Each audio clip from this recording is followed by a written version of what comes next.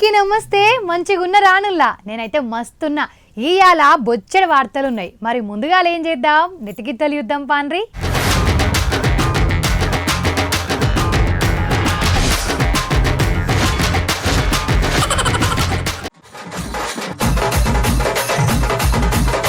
సెల్వులు అత్తయ్యగా బడి పిల్లగాండ్లకు, మరి పోతారో అమ్మమ్మోళ్ళ ఇండ్లకు.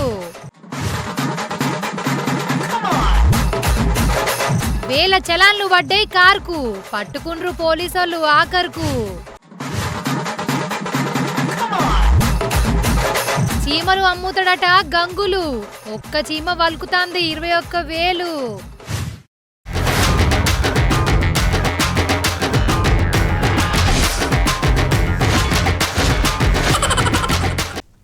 ఇవాళ తెలంగాణల రాజకీయం ఎట్లుందో మరి. కాంగ్రెస్కు గులాబీ పార్టీకైతే ఎన్నడూ పడది. ఓలను ఓలు తిట్టుకుంటూనే ఉంటారు. కానీ ఓసారైతే ఇవాళ ఏమైందో, ఎవరు ఏం చేసిండ్రో అట్లా తిరిగద్దాం పాన్రి. ఇవాళ సీఎం రేవంత్ రెడ్డి సారు బాసర పోయి ఆడ ఆలయ పునరాభివృద్ధి పనులకు భూమి పూజ చేసిండు. 225 కోట్లు పెట్టి కట్టేందుకు సర్కార్ రెడీ అయిందన్నమాట. భూమి పూజ కంటే ముందుగానే అలా మనవడు రియాన్స్కు అక్షరాభ్యాసం చేయించిండు రేవంత్ రెడ్డి సారు. ఇక మనవన్ని ముద్దుగా రుద్రదేవని పిలుచుకుంటాడు సారు. ఇక మనవనికే చేపించిండోళ్ళ ఇవాళ అక్షరాభ్యాసము మంచిగా కాళ్ళ మీద ఊసబెట్టుకొని దిద్దిచ్చిండు అక్షరాలు.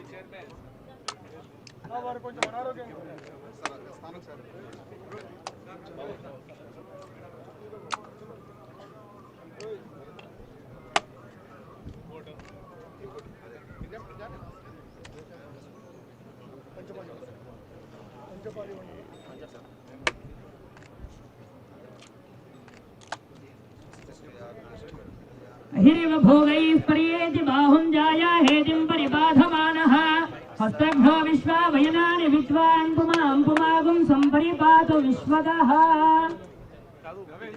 హైదరాబాద్ శివార్ల కోహేడ పండ్ల మార్కెట్ భూముల గురించి మాట్లాడేందుకు ఇలా గులాబీ పాటోళ్ళు మొత్తం కదిలినట్టే ఉన్నారు. ఇక రంగారెడ్డి జిల్లా కోహేడ పండ్ల మార్కెట్ జాగాను చూసేందుకు ఓఎన్రియల్ హరీష్ రావు సారు, సబితా మేడము ఇక వచ్చినోళ్ళంతా సర్కార్ మీద ఫైర్ అయినరు. యాడ భూములు దొరకనట్టు గిన్నె భూముల మీద పడ్డారు. ఇక రేవంత్ రెడ్డి సార్కి భూమి మీద గన్ను పడ్డదని చెప్పేసి అంటుండ్రు. అందుకే అందరిని ఇబ్బంది పెడతాండు. ఇప్పుడు ఈ భూమి మీద పడ్డది అన్నట్లు మాట్లాడుకొచ్చిండు హరీష్ రావు సారు. లక్షల మంది రైతుల బతుకు తెరువు ఆలోచిస్తావా? నలుగురు దళారులకు ఈ భూమిని అప్పజెప్పి నీకు వచ్చే కమిషన్ల గురించి ఆలోచిస్తావా అని మేము అడుగుతా ఉన్నాం. రైతుల్ని కూడా వదిలిపెట్టావా నీ కమిషన్ల కోసం? చివరికి రైతుల భూముల మీద కూడా నీ కన్నుబడితే ఏమైతుంది? ఈ రాష్ట్రం ఎటుపోతుందో ఒక్కసారి అలా ఆలోచించాల్సిన అవసరం ఉంది. అందుకే ఈ వేదిక నుంచి ప్రభుత్వానికి విజ్ఞప్తి చేస్తున్నాం. కబ్జాలకు కాదేది అన్నట్టు నువ్వు చివరికి రైతులను మార్కెట్ యార్డ్ భూముల మీద కూడా నీ దృష్టి పడ్డది. ఈ భూమి ఆల్రెడీ మార్కెట్ యార్డు మార్కెటింగ్ శాఖ నోటిఫై చేసింది. మార్కెటింగ్ శాఖకి ఈ భూములు అప్పచెప్పడం జరిగింది. మార్కెటింగ్ శాఖ ఆధ్వర్యంలో ఇక్కడ ఫౌండేషన్ స్టోన్ వేయడం జరిగింది. మార్కెటింగ్ శాఖ ఆధ్వర్యంలో 350 కోట్ల నిధులు సమీకరణ చేయడం జరిగింది. మార్కెటింగ్ శాఖ ఆధ్వర్యంలో 1000 కోట్ల రూపాయలతో ప్రణాళిక సిద్ధం చేయడం జరిగింది. దాన్ని ముందుకు తీసుకుపోండి, రైతుల భవిష్యత్తు ఆలోచించండి. అటు ఇందిరా పార్క్లా మంత్రి దామోదర రాజనరసింహ సారు చూడుర్రి, జిమ్లా యూత్ పోరాళ్ళు చేసినంత ఎంత మంచిగా చేస్తాడు జిమ్ము. నువ్వు దగ్గకే సారు.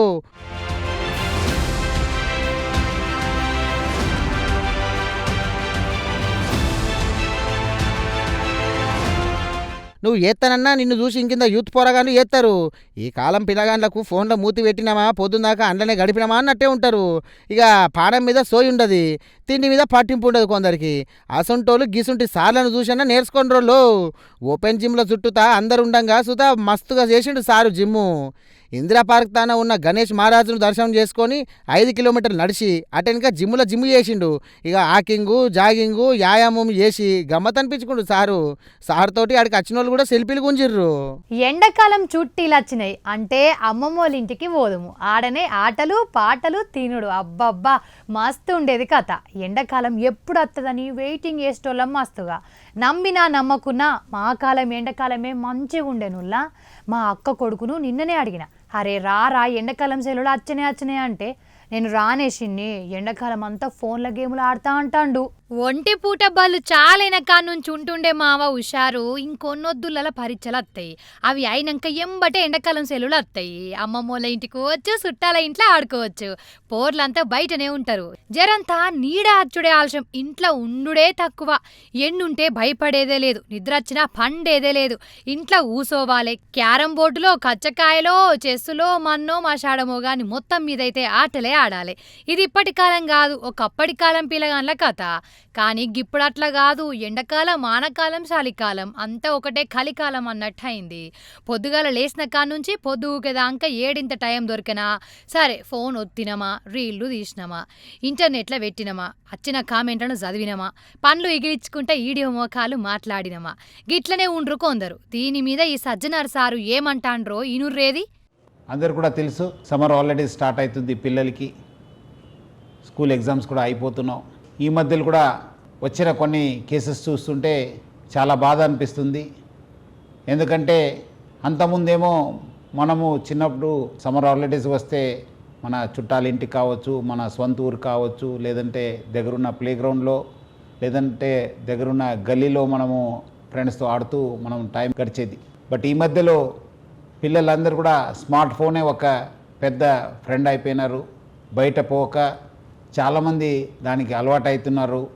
అట్లానే ఇద్దరు పేరెంట్స్ కూడా బిజీ కావడము, పిల్లలతోని టైం గడపకపోవడము, దానివల్ల కూడా వాళ్ళు స్మార్ట్ ఫోన్కి అట్రాక్ట్ కావడం జరుగుతుంది.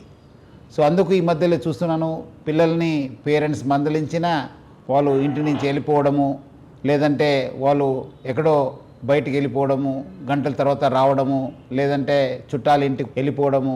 సో ఇట్లా చేసి పేరెంట్స్ కూడా చాలా అంటే చాలా మానసిక వేదనకి గురి చేస్తున్నారు. ఇంకా మనకు 10th ఎగ్జామ్ అవుతున్నావు, ప్లస్ అట్లానే కొంతమంది 9th ఎగ్జామ్ అయిన తర్వాత కూడా కొంత ఆడపిల్లలు మగపిల్లలు కూడా కొంచెం మిస్ కావడము, లేదంటే ఎక్కడో వెళ్ళిపోవడము, లేదంటే కొంతమంది ఎగ్జామ్ బాగా రాయలేదన్నది అనుకోవడము, లేదంటే వేరే వాళ్ళు ఎవరో తెలిసిన ఫ్రెండు, లేదంటే సామాజిక తాణాలు వచ్చిన ఫ్రెండ్తో వెళ్ళిపోవడము, ఇలాంటి కేసెస్ కూడా గతంలో మనము రిపోర్ట్ కావడం చూశాను. అందుకు పేరెంట్స్ అందరూ కూడా కోరుతున్నాను, మీ పిల్లలతో టైం గడపండి. ఎగ్జామ్ టైంలో కూడా వాళ్ళతో ఉండండి. వాళ్ళు ఎవరితో మాట్లాడుతున్నారా, లేదంటే సోషల్ మీడియాలో ఎక్కడాದರೂ వాళ్ళు ఏమాದರೂ షేర్ చేసుకుంటున్నారా, ఏ టైం దాకా లేస్తున్నారు, ఏ టైం దాకా పడుకుంటున్నారు అనే పైన చాలా గమనించాలని చెప్పి కోరుతున్నాను. అట్లానే వాళ్ళతోని ఈ ఒక్క సమ్మర్ హాలిడేస్ కూడా ఎక్కువ టైం స్పెండ్ చేయండి. ఎందుకంటే వాళ్ళంతా మళ్ళీ మీరు ఎక్కడ పోకపోతే వాళ్ళు మీరు ఉద్యోగం వెళ్ళినప్పుడు వాళ్ళకి ఎవరు లేకుంటే సమయంలో వాళ్ళు మళ్ళీ స్మార్ట్ ఫోన్కు లేదంటే టీవీకి అలవాటయ్యే అవకాశం ఎక్కువ ఉంటుంది. కొంతమంది గవర్నమెంట్ స్కూల్ పిల్లలతో నేను టైం స్పెండ్ చేసినప్పుడు కూడా నేను అడుగుతున్నాను, వాళ్ళు చాలామంది ఈ రీల్స్కి లేదంటే వాళ్ళు ఏదో కామెడీ షోకి అలవాటు అవుతున్నారని చెప్పి తెలిసింది. సో అందుకు మా పిల్లలు కూడా ఏం చేస్తున్నారు, ఎవరితో మాట్లాడుతున్నారు, సోషల్ మీడియాలో ఎంత టైం స్పెండ్ చేస్తున్నారు అనేది పైన పేరెంట్స్ అందరూ కూడా ఇది గమనిస్తారు. వాళ్ళు కూడా పిల్లల్ని బాగా చూసుకుంటారు, అందరూ కూడా సురక్షితంగా ఉంటారని చెప్పి ఆశిస్తూ సెలవు తీసుకుంటాం. Thank you. జై హింద్. ఎక్కువ తక్కువ ఫోన్లు వాడతాండ్రు, ఫోనే లోకం అనుకుంటాండ్రు ఇప్పటి పోర్లు. పచ్చని చెరువు గట్లు యూత్తలేరు, గ్రౌండ్లా ఆడతలేరు, ఊళ్ళే జ్ఞాపకాలుంటలేవు. ఇప్పటి పోర్లకు జిందగీ అంటే ఫోనే అన్నట్టయింది అంటాండ్రు ఇలా అలవాట్లు నచ్చని కొందరు జనాలు. పిల్లగాళ్లకు అవ్వా ఏలుసుతం టైం ఇయ్యాలి, టైం ఇయ్యకుండా మీదికేంచి ఫోన్లు ఇచ్చి పని చేసుకుంటాండ్రు. ఇది ఇంకొక తలకాయ నొప్పి. అందుకే ఇంటర్నెట్లో ఉంటాండ్రు, ఫోన్లు వాడతాండ్రు పోరగాన్లు. ఇసొంటప్పుడు ఎవరు చిన్నగా మెల్లగా హాయ్ హలో అన్నా సుతం మురిసిపోయి కరిగిపోయి వాళ్ళతోటి కనెక్ట్ అవుతారు. మీతోటి డిస్కనెక్ట్ అయితందుకు ప్లాన్లు ఎత్తారు, ఇంట్లో నుంచి వెళ్ళిపోతారు, ఇంట్లోనే దొంగతనాలు వేస్తందుకు చూస్తారు. ఇట్లా చెప్పరాని కథలెన్నో మొదలైతాయి. ఇదంతా ఒక ఎత్తు అయితే పరీక్షల రిజల్ట్ వచ్చినాక ఫెయిలింగ్ అయితే ఉరేసుకునుడు, ఎట్లా పానాలు ఇడవన్న సుతం సోషల్ మీడియాల ఎనుకులాడి మరీ పానాలు ఇడతాండ్రు కొందరు. ఇసొంటి టైంలో వాళ్ళకు మీరు అవసరం. జర పైలం పేరెంట్సు ఏమోనుల్లా వాళ్ళ సోషల్ మీడియా ఖాతాలను బంద్ పెట్టుండ్రి, బయట ప్రపంచంతోటి కలవమని చెప్పుండ్రి. వాళ్ళ జీవితం మీ చేతుల్లోనే ఉంటది కొన్నొద్దులు. మరి పైలం మీరు ఎంత మంచిగా చూస్తే అంత మంచిది. మన సజ్జనార్ సారు పాదసుతం గదే, ఎవరు చెప్పినా ఎట్లా చెప్పినా పిల్లగాండ్ల జిందగీ మంచిగా ఉండాలి. మరి పైలం చెప్పేది చెప్పినాం, మటెన్క మీ ఇష్టం. హబ్బా ఆకలి అవుతుందిలా, పొద్దుగాల పండ్లు తిన్నా కానీ ఆకలి అవుతుంది. గా పండ్లు ఏం కడుపు నింపుతాయి చెప్పుండ్రి. ఇంత అన్నం, అండ్లా 2 కూరలు, ఇంత చారు పోసుకొని తింటే కమ్మ కడుపు నిండుతుంది. కానీ ఈ గ్యాస్ పుణ్యమాని ఏం దొరుకుతలేవు. ఇంట్లో వండుకుందామంటే గ్యాస్ లేదు, బయట కొనుక్కుందామంటే కర్రీ పాయింట్లు లేవు. అందుకే పండ్లు పలాలు తినుడు అవుతుంది. నేనే అనుకున్నా కానీ గా సారసుతం అంతేనట. రోజింత గ్యాస్ తిప్పలు పెరుగుతున్నాయి. కొందామంటే గ్యాస్ దొరుకుతలేదు, తిందామంటే తిండి ఉండట్లేదన్నట్టు అయ్యింది కథ దేశంలా. గ్యాస్ బుడ్డి కొందామంటే దొరుకుతలేదు, బుకింగ్ చేస్తే అయితలేదు. 4 వద్దులు లైన్లో నిల్చుంటే ఒక గ్యాస్ బుడ్డి దొరుకుతుంది బుకింగ్ అయినోళ్లకు. అందుకే తిండి తక్కువ చేసిండ్రు. షాయలు 4 సార్లు పెట్టేది ఒకసారి పెడుతుండ్రు. 4 కూరలు అండేటోళ్ళు ఒక్క కూరతోనే సరిపెట్టుకుంటుండ్రు. గ్యాస్ లేదు, పెట్రోల్ ఉన్నా ఒక్కో పారి తక్లీఫే అయితాంది.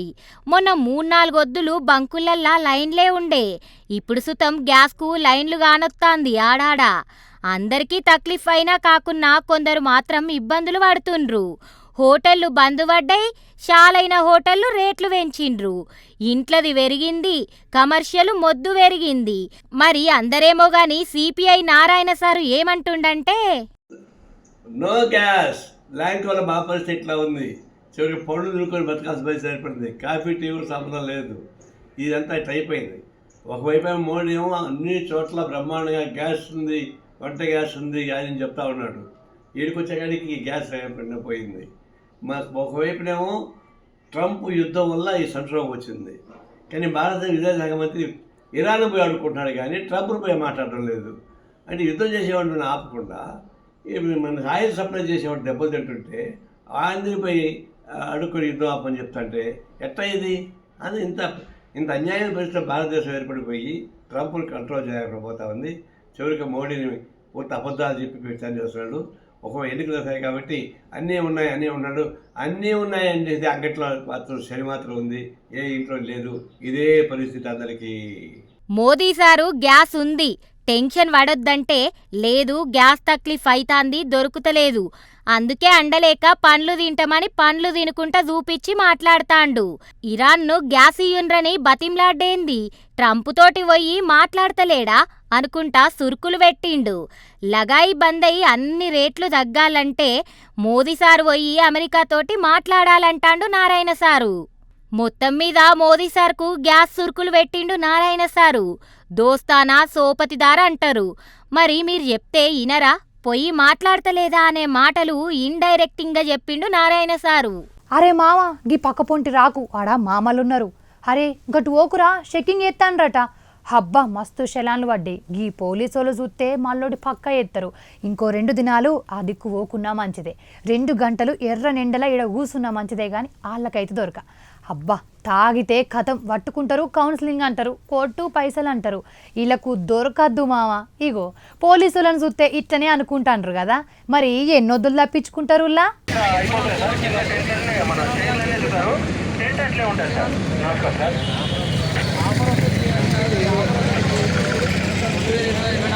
ఫిబ్రవరి నుంచి ఉంది, 2024 ఫిబ్రవరి 2026 2 ఇయర్స్ 1 మంత్ నుంచి మొత్తం పెండింగ్ ఉంది చలాన్లు. మొత్తం 90 చలాన్లు మొత్తం 36,385 రూపాయలు ఉన్నాయి. 36,000 ఉంది. బాబు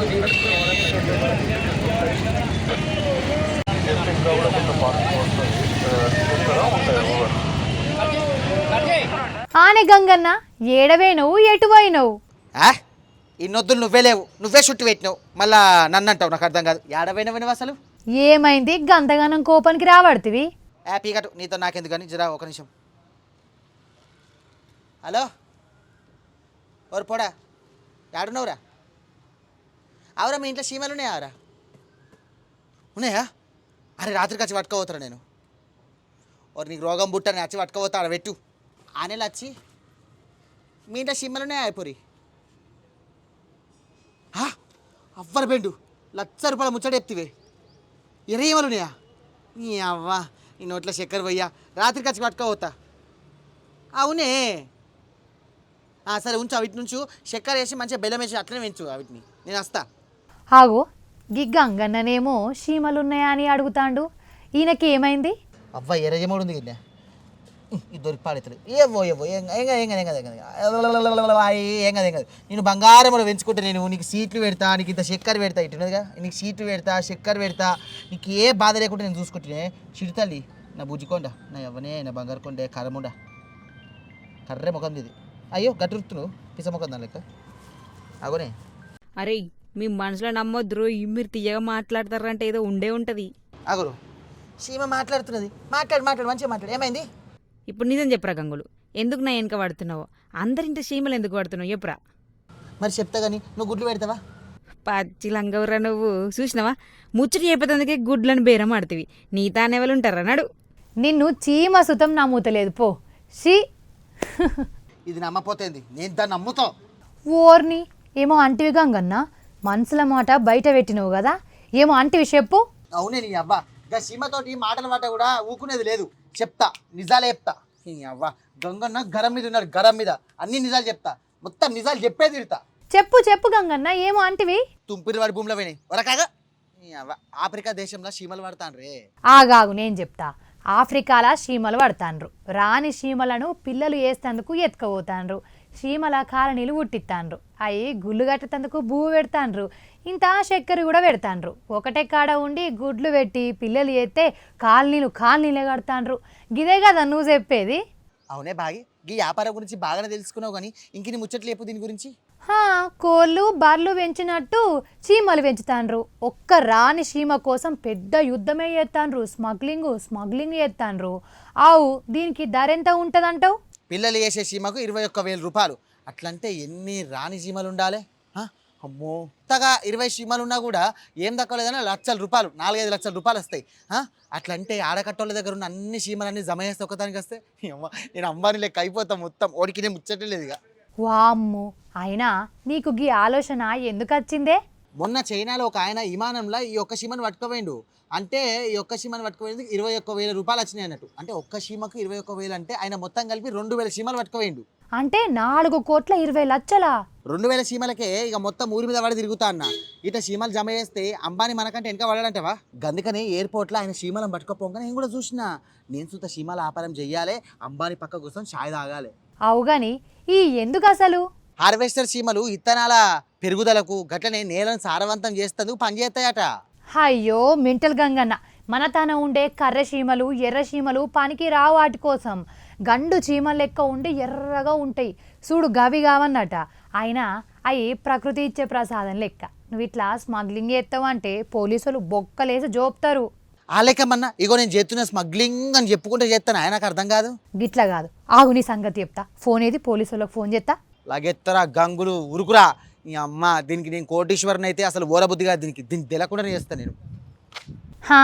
వార్తలు చూసిరు కదా, ఇగో ఇంకా మీతోని ముచ్చట పెట్టబుద్ధి అవుతుంది కానీ అర్ధగంట మా ఇల్లే ఒడిసిపోయాయి. మళ్ళీ వచ్చినప్పుడు ఇంకెన్ని మంచి వార్తలు పట్టుకొస్తా. మనని పోయేద్దునా? ఉంటాం మరి.